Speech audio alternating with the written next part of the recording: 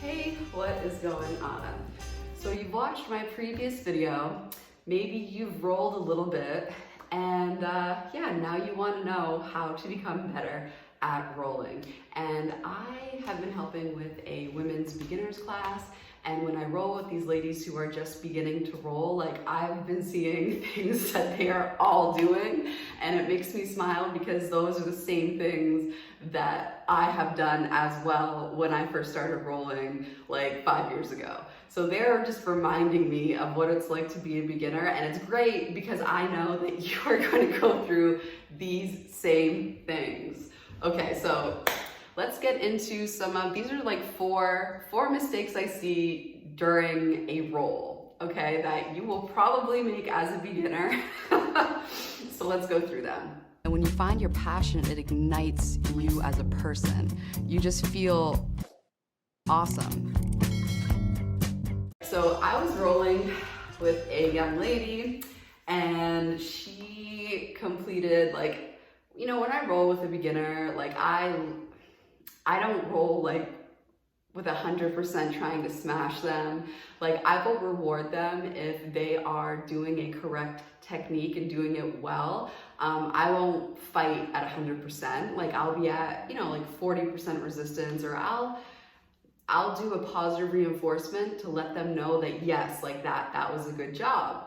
So, so she completed a sweep, and then from that sweep, she basically celebrated. She went like, and I'm like, you know, girl, in that moment, I could have done that same sweep back to you and you would have been mounted. Like, so I know this is very difficult to do, but do not celebrate when you do a move, when you complete a successful technique on the mat, because that 1 second or 5 seconds, however long it takes you to celebrate, but during that celebration, something will happen to you and you will then be in a shitty position. I guarantee you.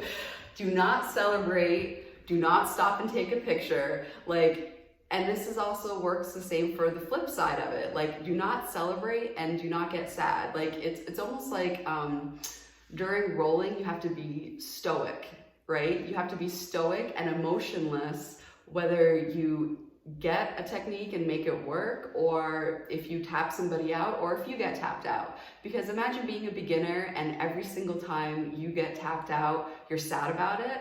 Like, that's a mind frame that is, you know, very separated from a stoic, like, this is an experiment, let me try things. If it fails, let me figure out what works. Like, that's, you know what I mean? Like, you can't be sad about something and be totally scientific about it. Like, that emotion is going to, for me anyway, like, getting very emotional about tapping does not help me try to figure things out. It like, it goes against it. All right, so try not to celebrate and try not to be sad. Try to be stoic about things. That's the first one. When you do start rolling, you are going to end up on your back a lot, and hopefully it's not because you put yourself there willingly. If somebody ends up putting you in a side control and you're on the bottom, one thing that I always say to beginners is keep your enemies close and your elbows closer. So never, ever, ever, if you are on your back, right, do not reach, do not put your hands, this right here is space that you want your elbows in.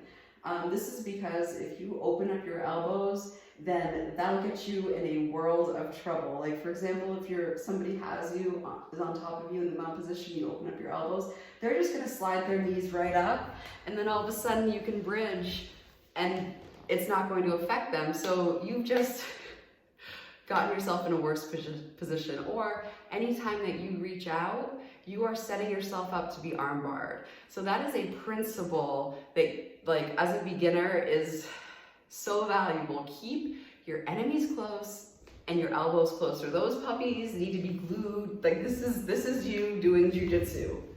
Like, T-Rex arms. all day. Your spirit animal is T-Rex when you're on the mats, all right? And the third thing is when you first start and somebody's on top of you, like mounting you, I see this all the time. I used to do this. My friend, when she first started, she was like, man, my chest is so sore. It feels like I've been bench pressing. And this is what you're gonna do. As a beginner, your gut reaction when somebody's on top of you is to constantly push them, which as a beginner, you wanna be careful because you're gonna end up burning out your chest.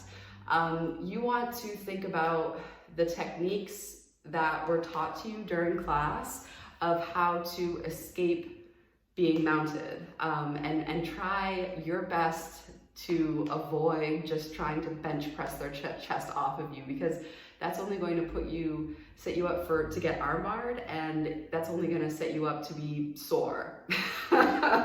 So yeah, be very mindful of that. And the last one is, so basically when you first start rolling, like you have your sympathetic and your parasympathetic response. And one is fight or flight and the other is like rest and relax. So when you first start rolling, your mind is going to be like fight or flight. And the physiological responses to this, you're going to be out of breath. Your breathing is going to be totally out of control. It's going to feel like a panic mode.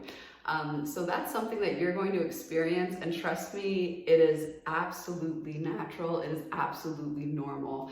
If you can get out on the mat and know zero technique and just work on trying to be relaxed in crappy situations, or put yourself in, well, I don't want to say put yourself, but you're going to find yourself in these negative situations, and the more that you find yourself being mounted on the bottom of side control, and the more you find yourself in those positions, you're going to feel less panicky when you are there. If you are there more frequently, it's going to be like, all right, like this isn't my first rodeo. I know what to do from here, versus, oh my God, he's on top of me, get him off me. Like, trust me, like this, it's going to work out for you. So all right, so thank you so much for watching, and remember, when you first start rolling, you are going to feel like a little panicked, it's going to feel awkward, it's going to feel weird, but I guarantee you it's going to start to feel like less and less weird and awkward, especially if you take a mental note of all those positions that you're in that you want to get out of, and start working on getting better at those techniques related to those positions. I did another video where I go through exactly like how to do that. So that's like super helpful. But all right, so thank you so much for watching, and until next time.